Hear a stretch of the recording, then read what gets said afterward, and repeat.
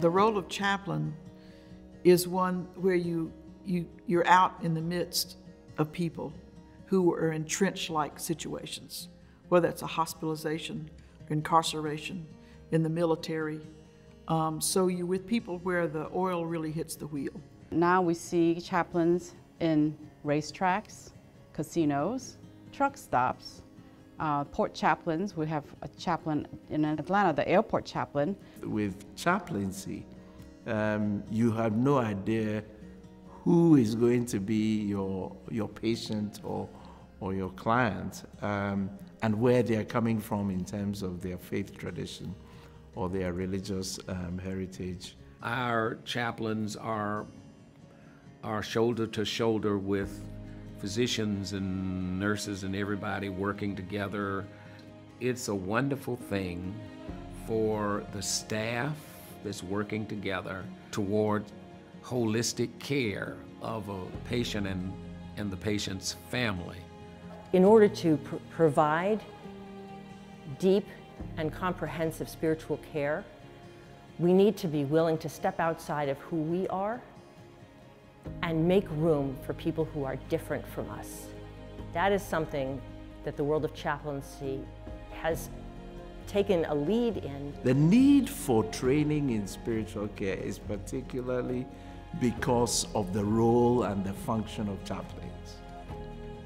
Chaplains need spiritual care training so that they can provide for that wide range of people that they meet. The core, I believe, of the MDiv program is in the contextual and field education program, where actually you pull all these pieces together as they work in a site, as they work as a chaplain intern, as they work in various locations and contexts providing spiritual care. It is a self-reflective clinical education where you understand what about you that prevents you or is helping you to be with the other person.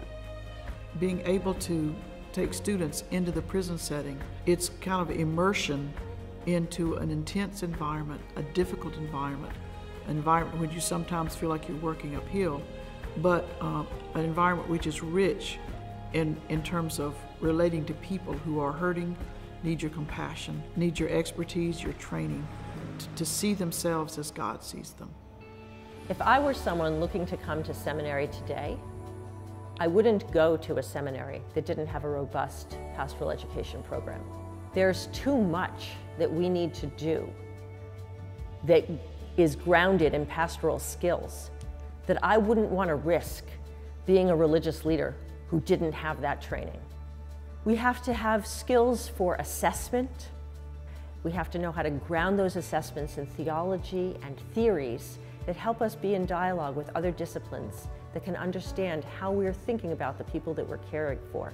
My hopes are that in the world of theological education, CPE will be required as a part of ministry formation to help provide reflective practitioners, because it helps us to look at our impact on the other in whom we're serving.